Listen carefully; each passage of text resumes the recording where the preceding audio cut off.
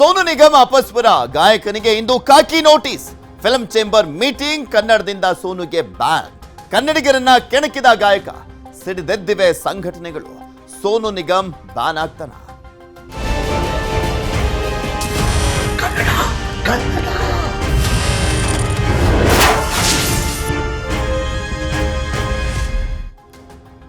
ಹಣ ಬಂದ್ರೆ, ಹೆಸರು ಬಂದ್ರೆ ಯಾವ ರೀತಿಯ ಅಹಂಕಾರ, ದರ್ಪ, ದಿಮಾಕು ಅನ್ನುವಂಥದ್ದು ನೆತ್ತಿಗೆ ಇರುತ್ತೆ ಅಂತ ಹೇಳ್ತಾರಲ್ಲ, ಆ ರೀತಿಯಾದಂಥ ಒಂದು ಪ್ರಕರಣಕ್ಕೆ ಸಂಬಂಧಪಟ್ಟಂತೆ ನೋಡಿದ್ರೆ ಬೆಸ್ಟ್ ಎಕ್ಸಾಂಪಲ್ ಸೋನು ನಿಗಮ್ ಅಂತ ಹೇಳಿದ್ರು ಕೂಡ ತಪ್ಪಾಗಲಿಕ್ಕೆ.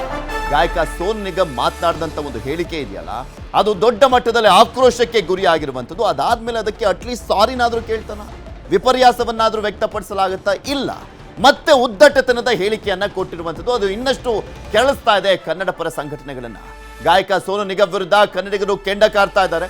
ಕನ್ನಡಿಗರನ್ನ ಅಪಮಾನಿಸಿದ್ದಂತ ಗಾಯಕ ಸೋನು ನಿಗಮ್ ವಿರುದ್ಧ ಒಂದಾಗಿರುವಂಥದ್ದು ಕನ್ನಡ ಚಿತ್ರರಂಗ.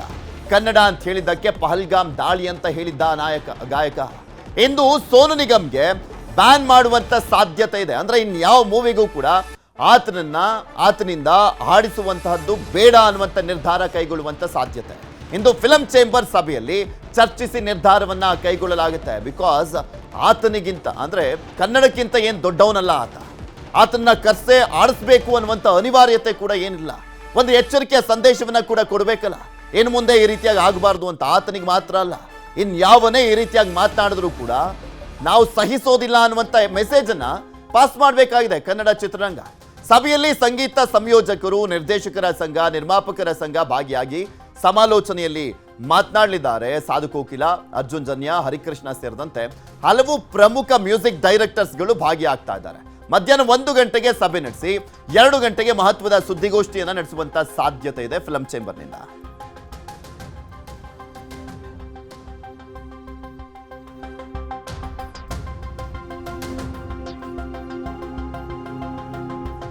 ಇದೆಲ್ಲದ್ರ ಬಗ್ಗೆ ಮತ್ತಷ್ಟು ಮಾಹಿತಿಯನ್ನ ಕೊಡ್ತಾ ಹೋಗ್ತಾರೆ ನಮ್ಮ ಪ್ರತಿನಿಧಿಗಳು. ನೇರ ಸಂಪರ್ಕದಲ್ಲಿ ಜಾಯ್ನ್ ಆಗ್ತಾ ಇದ್ದಾರೆ ನಮ್ಮ ಪ್ರತಿನಿಧಿ ಸತೀಶ್ ಹಾಗೂ ಮುನಿರಾಜು. ಫಸ್ಟ್ ಸತೀಶ್, ನಿಮ್ಮಿಂದ ಶುರು ಮಾಡೋದಾದ್ರೆ, ಇವತ್ತು ಚಿತ್ರರಂಗದಿಂದ ಒಂದು ಸಭೆಯನ್ನ ಕರೆಯಲಾಗಿರುವಂಥದ್ದು. ಸೋನು ನಿಗಮ್ ಕನ್ನಡಕ್ಕೆ ಅಪಮಾನ ಮಾಡಿರುವಂಥದ್ದು, ಕನ್ನಡಿಗರಿಗೆ ಅವಮಾನ ಮಾಡುವ ರೀತಿಯಲ್ಲಿ ವರ್ತಿಸಿರುವಂಥ ಹಿನ್ನೆಲೆಯಲ್ಲಿ ಯಾವ ರೀತಿಯಾದಂಥ ಕ್ರಮಕ್ಕೆ ಮುಂದಾಗಲಾಗ್ತಾ ಇದೆ, ಆತನಿಗೆ ಒಂದು ಎಚ್ಚರಿಕೆಯ ಸಂದೇಶ, ಅದರ ಜೊತೆಗೆ ಪಾಠವನ್ನ ಕಲಿಸಲಿಕ್ಕೆ ಮುಂದಾಗಲಾಗ್ತಾ ಇದೆ ಅಂತ ಚಿತ್ರರಂಗದಿಂದ.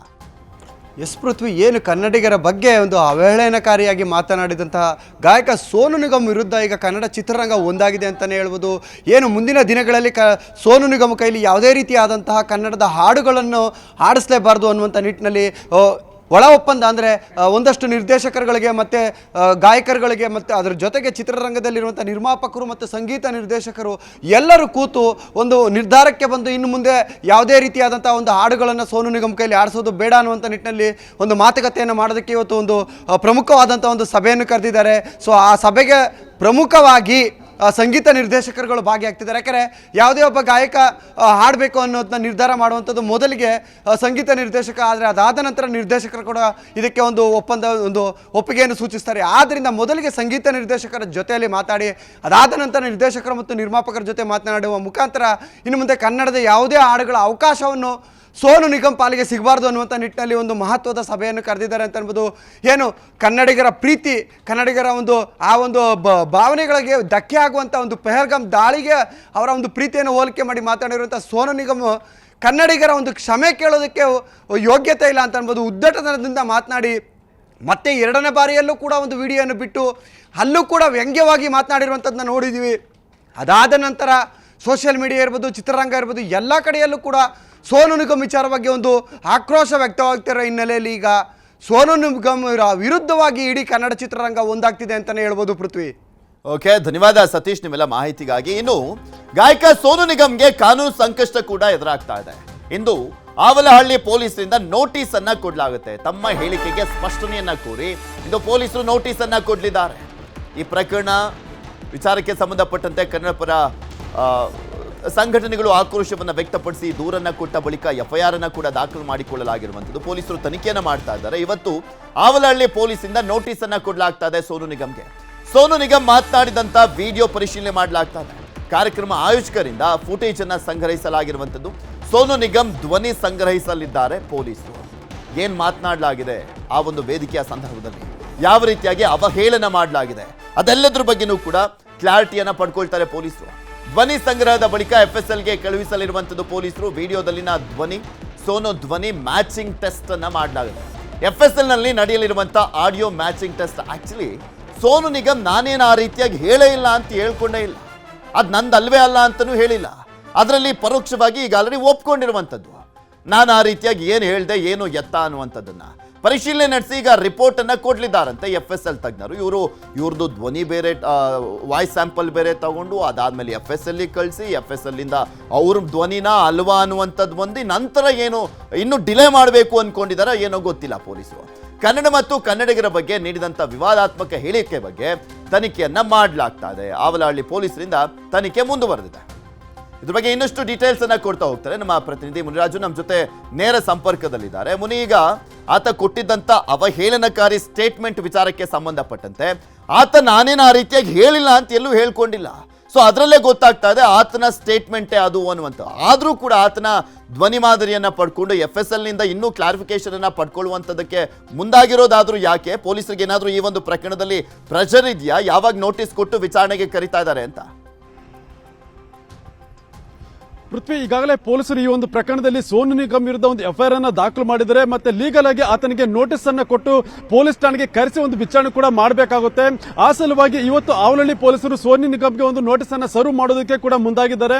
ಈಗಾಗಲೇ ಆತನ ವಾಟ್ಸ್ಆಪ್ ನಂಬರ್ ಮತ್ತೆ ಪೋಸ್ಟಲ್ ಅಡ್ರೆಸ್ ಅನ್ನು ಕೂಡ ಈಗಾಗಲೇ ಸಂಗ್ರಹಿಸಿದ್ದು ಆ ಎರಡಕ್ಕೂ ಕೂಡ ನೋಟಿಸ್ ಅನ್ನ ಸರ್ವ್ ಮಾಡಿ ನೋಟಿಸ್ ತಲುಪಿದ 3 ದಿನದ ಒಳಗಡೆ ಪೊಲೀಸ್ ಠಾಣೆಗೆ ಹಾಜರಾಗಬೇಕು ಅಂತೇಳಿ ಒಂದು ತಿಳಿಸೋದಕ್ಕೂ ಕೂಡ ಈಗ ಪೊಲೀಸರು ಮುಂದಾಗಿರೋದು. ಮತ್ತೆ ಈ ಒಂದು ಸಂದರ್ಭದಲ್ಲಿ ಆತನ ವಾಯ್ಸ್ ಸ್ಯಾಂಪಲ್ ಅನ್ನು ಕೂಡ ಸಂಗ್ರಹ ಮಾಡಿ ಅದನ್ನ FSLಗೆ ಕಳಿಸುವಂತ ಕೆಲಸವನ್ನು ಕೂಡ ಪೊಲೀಸರು ಮಾಡೋದಕ್ಕೆ ಈಗ ಸಿದ್ಧತೆಯನ್ನ ಮಾಡ್ಕೊಳ್ತಾ ಇದ್ದಾರೆ. ಯಾಕಂದ್ರೆ ವಿಡಿಯೋದಲ್ಲಿರುವಂತಹ ಒಂದು ವಾಯ್ಸ್ ಇರಬಹುದು ಮತ್ತೆ ಸೋನು ನಿಗಮ್ ಅವರ ಒಂದು ಒರಿಜಿನಲ್ ವಾಯ್ಸ್ ಏನಿದೆ ಎರಡನ್ನು ಕೂಡ ಮ್ಯಾಚ್ ಮಾಡಬೇಕಾಗುತ್ತೆ. ಎರಡನ್ನು FSL ನಲ್ಲಿ ಒಂದು ಮ್ಯಾಚ್ ಮಾಡಿ ಆ ಒಂದು ವಾಯ್ಸ್ ಎರಡು ಕೂಡ ಒಂದೇ ಆಗಿದ್ರೆ ಆನಂತರ ಮುಂದಿನ ಒಂದು ಕಾನೂನು ಕ್ರಮವನ್ನು ಕೈಗೊಳ್ಳೋದಕ್ಕೆ ಕೂಡ ಪೊಲೀಸರು ಮುಂದಾಗ್ತಾ ಇರೋದು. ಯಾಕಂದ್ರೆ ಈ ಒಂದು ಕೇಸ್ನಲ್ಲಿ ಈಗಾಗಲೇ ಆತ ಒಂದು ಸ್ಪಷ್ಟನೆ ಕೊಡುತ್ತಾ ಬರದಲ್ಲಿ ಮತ್ತೊಂದು ಸ್ಟೇಟ್ಮೆಂಟ್ ಅನ್ನು ಕೊಟ್ಟಿರುವುದು. ಆದ್ರೆ ಕನ್ನಡಿಗರು ಗೂಂಡಾಗಳ ರೀತಿಯಲ್ಲಿ ಒಂದು ವರ್ತನೆಯನ್ನು ಮಾಡಿದ್ರು ಅಂತೇಳಿ ಒಂದು ಆರೋಪ ಏನಿತ್ತು. ಆ ಒಂದು ವಿಡಿಯೋಗೆ ಸಂಬಂಧಪಟ್ಟಂತೆ ಕೂಡ ಪೊಲೀಸರು ಅದರ ಮೇಲೆ ಒಂದು ಕ್ರಮವನ್ನು ಕೈಗೊಳ್ಳೋದಕ್ಕೆ ಕೂಡ ಮುಂದಾಗ್ತಾ ಇದ್ದಾರೆ. ಅದರಿಂದ ಎರಡೂ ವಿಡಿಯೋಗಳ ಒಂದು ಆಡಿಯೋ ಏನಿದೆ ಅದನ್ನ FSL ಮುಖಾಂತರವಾಗಿ ಅಧಿಕೃತವಾಗಿ ಒಂದು ರಿಪೋರ್ಟ್ ಹಾಕಿರುವಂತ ಸೆಕ್ಷನ್ಗಳ ಪ್ರಕಾರ FSL ವರದಿಯಲ್ಲೂ ಕೂಡ ಈತನದ್ದೇ ಧ್ವನಿ ಅಂತೆಲ್ಲ ಬಂದಾದ ಬಳಿಕ ಈತನನ್ನ ಅರೆಸ್ಟ್ ಮಾಡುವಂತ ಸಾಧ್ಯತೆ ಇರುತ್ತಾ ಹೇಗೆ ಅಂತ ಸೆಕ್ಷನ್ಗಳ ಪ್ರಕಾರ ನೋಡೋದಾದ್ರೆ? ಪೃಥ್ವಿ, ಈ ಒಂದು ಸೆಕ್ಷನ್ಗಳ ಪ್ರಕಾರ ಏನು ಆತನನ್ನ ವಿಚಾರಣೆ ಮಾಡಬಹುದು ಮತ್ತೆ ವಿಚಾರಣೆ ಮಾಡಿ ಆತನ ಒಂದು ಹೇಳಿಕೆಯನ್ನು ಕೂಡ ದಾಖಲು ಮಾಡಿಕೊಂಡು ಆನಂತರ ಚಾರ್ಜ್ ಶೀಟ್ ಅನ್ನು ಮಾಡಬಹುದು. ಮೊದಲಿಗೆ ನೋಟಿಸ್ ಅನ್ನು ಕೊಡ್ತಾರೆ. ನೋಟಿಸ್ ಅನ್ನು ಕೊಟ್ಟು ವಿಚಾರಣೆ ಮಾಡಿ ಸ್ಟೇಟ್ಮೆಂಟ್ ಅನ್ನ ರೆಕಾರ್ಡ್ ಮಾಡ್ತಾರೆ. ಮತ್ತೆ ಬೇಲೇಬಲ್ ಸೆಕ್ಷನ್ಸ್ ಆಗಿರೋದ್ರಿಂದ ಆತನಿಗೆ ಒಂದು ಏನು ವಿಚಾರಣೆ ಮಾಡಿ ಸ್ಟೇಟ್ಮೆಂಟ್ ಅನ್ನ ರೆಕಾರ್ಡ್ ಮಾಡಿಕೊಂಡು ನಂತರ ಚಾರ್ಜ್ ಶೀಟ್ ಅನ್ನು ಕೋರ್ಟ್ಗೆ ಸಲ್ಲಿಕೆ ಮಾಡ್ತಾರೆ. ಆ ಬಳಿಕ ಇದು ಮುಂದಿನ ಕಾನೂನು ಕ್ರಮಗಳು ಕೂಡ ಆಗುತ್ತೆ. ಸದ್ಯ ಆತ ಏನು ಒಂದು ಭಾಷೆ ತಾರತಮ್ಯ ಮತ್ತೆ ಒಂದು ಗುಂಪುಗಳ ನಡುವೆ ಒಂದು ದ್ವೇಷವನ್ನು ಉಂಟು ಮಾಡುವಂತಹ ಒಂದು ಪ್ರಸಂಗವನ್ನ ಏನು ಆತ ಒಂದು ಸೃಷ್ಟಿ ಮಾಡಿದ್ದಾನೆ ಆ ಒಂದು ವಿಚಾರಕ್ಕೆ ಸಂಬಂಧಪಟ್ಟಂತೆ ಇದು ಒಂದು ರೀತಿ ಏನು ಭಾಷೆಗಳ ನಡುವೆ ಒಂದು ಸ್ವಲ್ಪ ಗೊಂದಲ ಮತ್ತೆ ಒಂದು ದ್ವೇಷವನ್ನು ಉಂಟು ಮಾಡುವಂತಹ ಒಂದು ಪ್ರಕರಣಗಳು ಕೂಡ ಇದಾಗಿದೆ. ಅದರಿಂದ ಪೊಲೀಸರು ಇದನ್ನು ತುಂಬಾ ಗಂಭೀರವಾಗಿ ಪರಿಗಣಿಸಿ ಇದನ್ನ ವಿಚಾರಣೆ ಮತ್ತೆ ತನಿಖೆಯನ್ನು ಕೂಡ ಮಾಡ್ತಾ ಇದ್ದಾರೆ. ಪೃಥ್ವಿ.